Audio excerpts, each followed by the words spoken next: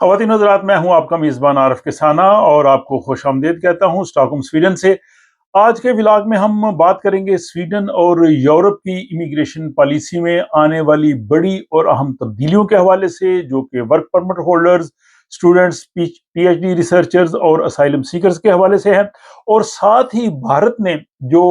یورپی یونین کے ساتھ معاہدہ کیا ہے، جس کو ایک تاریخ ساز معاہدہ کیا جا رہا ہے، اس کی سویڈن کی دوسری بڑی سیاسی جماعت کی جانب سے مخالفت کیوں کی جا رہی ہے۔ یہ تمام تر تفصیلات جو ہے وہ آج کے اس ولاگ کا حصہ ہے۔ تو چلتے ہیں جناب آج کے ولاگ کی ان تمام تر تفصیلات کی طرف۔ تو سب سے پہلے یہ کہ سویڈن کی حکومت جولائی سے ورک پرمٹ کے قوانین جو ہے وہ مزید سخت کر رہی ہے۔ اس حوالے سے آپ نے پہلے بھی کئی بار سنا ہے، اور اس میں یہ ہے کہ جو کم از کم تنخواہ ہے وہ 90% کے برابر ہونی چاہیے۔ یہ ایک بہت بڑا اضافہ ہے، جس کا مطلب ہے کہ بہت سے لوگ جو اس معیار پہ پورے نہیں اتر سکیں گے، وہ ورک پرمٹ حاصل نہیں کر سکیں گے یا اپنے ورک پرمٹ کی توسیع نہیں کروا سکیں گے۔ لیکن یہاں پہ ایک اہم موڑ آتا ہے۔ سویڈن کی حکومت نے جو مائگریشن ایجنسی ہے، اور اس کے بعد یہاں پہ پبلک امپلائمنٹ ایجنسی یعنی دفتر روزگار آربیٹس فارمیدلنگ، اس کو ہدایت کی ہے کہ ایسے پیشوں کی فہرست بنائی جائے جنہیں اس سخت تنخواہ کے قانون سے استثناء یعنی ایگزمپٹ کیا جا سکے، خاص طور پر وہ شعبے جن کی سویڈن میں لیبر کی شدید کمی ہے، اور سویڈن میں ان لوگوں کو جو ہے وہ کام ملنا چاہیے۔ اس ضمن میں سویڈن کے جو وزیر محنت ہیں، لیبر مارکیٹ کے وزیر ہیں یوان برس، جن کا تعلق لبرل پارٹی سے ہے، انہوں نے کہا جی کہ یہ فہرست غیر ملکی ورکرز کی بھرتی کو آسان بنائے گی اور کمپنیوں کو بھی سہولت جو ہے وہ مہیا کرے گی۔ اس کا مطلب یہ ہے کہ اگر آپ کا پیشہ اس شارٹ لسٹ میں آ گیا اور آپ کی تنخواہ اگرچہ جو ہے وہ میڈین سیلری سے کم ہوئی، تب بھی آپ کو ورک پرمٹ مل سکے گا یا ایکسٹینڈ ہو سکے گا۔ اس پہ پہلے بھی بہت زیادہ کام ہوا ہے، اور مائگریشن ایجنسی اور جو ہے وہ دفتر روزگار، انہوں نے مل کے ایک فہرست بنائی تھی۔ پھر یہ معاملہ کھٹائی میں پڑ گیا، اور اب وزیر محنت دوبارہ اس بات کی طرف جو ہے وہ توجہ مبذول کروا رہے ہیں، اور اس کے بعد اگر حتمی فہرست جب سامنے آ جائے گی تو پھر ان پیشوں کی نشاندہی ہو سکے گی جن کو جو ہے وہ اس میڈین سیلری کی جو تنخواہ ہے اس سے استثناء مل سکے گا۔ اور دوسری بڑی خوشخبری پی ایچ ڈی اسٹوڈنٹس کے لیے، جس حوالے سے ہم پہلے بھی بات کر چکے ہیں کہ سویڈن کی حکومت جو ہے وہ اس تجویز پہ کام کر رہی ہے کہ جس کا مطلب ہے کہ غیر یورپی پی ایچ ڈی اسٹوڈنٹ جو ہیں وہ سویڈن میں ہوں، ان کو سویڈن میں رہنے کے مواقع فراہم کیے جائیں، اور اگر کوئی پی ایچ ڈی طالب علم لگاتار 3 سال سویڈن میں پی ایچ ڈی مکمل کرتا ہے تو اس کو جو ہے وہ یہاں کا مستقل رہائشی ویزا پرماننٹ ریزیڈنسی دے دی جائے۔ اس حوالے سے سویڈن کی یونیورسٹیز میں جو پی ایچ ڈی اسکالرز ہیں، اور خصوصاً یہاں کے ٹی ایچ جو اسٹاکہولم میں انجینئرنگ یونیورسٹی ہے، اس میں اسٹوڈنٹس نے کہا ہے کہ یہ ایک اہم فیصلہ ہے، اس سے بہت سے طلبہ کو فائدہ ہوگا اگر وہ سویڈن میں رہنا چاہتے ہیں، کام کرنا چاہتے ہیں، اور اپنی تحقیق کے سویڈن کو فائدہ پہنچانا چاہتے ہیں۔ تو یہ اسٹوڈنٹس کے لیے بھی، پی ایچ ڈی اسکالرس کے لیے بھی، اور حکومت کے لیے بھی، سویڈن کے لیے بھی جو ہے ایک بہت خوشائند صورتحال ہوگی۔ اور یہ اس حکمت عملی کا جو ہے وہ حصہ ہے جس کے تحت سویڈن ہائیلی اسکلڈ ٹیلنٹ کو جو ہے وہ ملک میں رکھنا چاہتا ہے، کیونکہ اس پہ بہت بات ہوئی ہے کہ سویڈن میں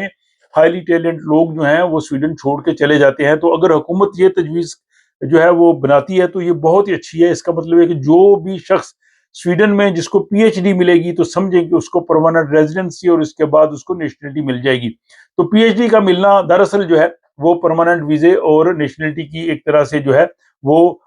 راستہ کھول دے گا، اس کی ایک طرح سے یہ ہے گارنٹی ہوگی۔ اور اس کے بعد جناب یہ ہے کہ اس ہفتے آپ نے بھارت اور یورپی یونین کے درمیان ہونے والے اس معاہدے کے بارے میں سنا جس کو مدر آف آل ٹریڈز کہا جا رہا ہے، جس کو بہت ایک تاریخی معاہدہ کہا جا رہا ہے کہ بھارت نے یورپی یونین کے 27 ممالک کے ساتھ معاہدہ کیا ہے۔ اور اس معاہدے کا ایسا تجارت کے علاوہ اس میں باقی چیزیں بھی ہیں، جس میں بھارتی جو اسٹوڈنٹس ہیں، ریسرچرز ہیں، سیزنل ورکر ہیں،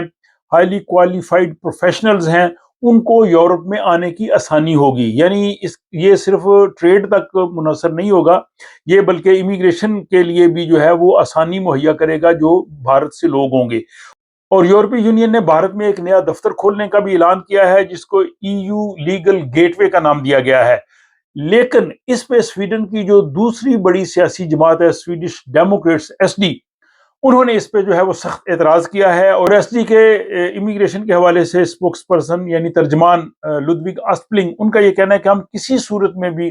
भारतीय शहरियों के लिए कोई फास्ट ट्रैक या इस्तिस्ना कबूल नहीं करेंगे और यूरोपीय यूनियन में जब इस हवाले से पार्लियामेंट में वोटिंग होगी तो इसके हम खिलाफ वोट देंगे।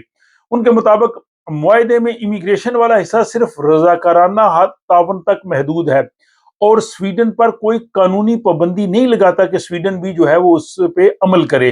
दिलचस्प बात यह है कि स्वीडन की हुकूमत ने इस मुआहदे को खुशाइंद किया है और इसको एक तारीखी मुआहदा करार दिया है और एसटी जो है वो इसी हुकूमत का हिस्सा है। तो ये जनाब ऐसा मुआहदा है जिसपे एसडी की जानब से जो है वो बहुत बड़ा एतराज किया जा रहा है। तो इसका मतलब यह है कि हो सकता है यूरोप की जो इंतहाई दाएं बाजू की जमातें हैं वो इस मुआहदे का वो हिस्सा जो इमिग्रेशन से मुतल्लिका हो उस पर जो है वो अपना ये मौक़िफ़ इख्तियार करें।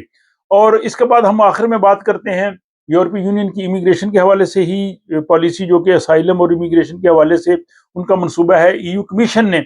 यह वाज़ेह किया है कि गैर मुल्की इमिग्रेशन के खिलाफ सख्त कार्रवाई की जाएगी, डेपुटेशंस में इजाफा किया जाएगा, यानी जिन लोगों को यूरोप में रहने का हक नहीं होगा उनकी मुल्क बदरी के लिए इकदाम किए जाएंगे और सिस्टम की साख को बहाल करना उन्होंने कहा जी कि अव्वलीन तरजीह है। इस सिलसिले में जो ईयू कमिश्नर है उनका कहना है कि यूरोपीय अवाम सख्त मौक़िफ़ चाहते हैं और हम मजीद डेपुटेशंस करेंगे। इसके अलावा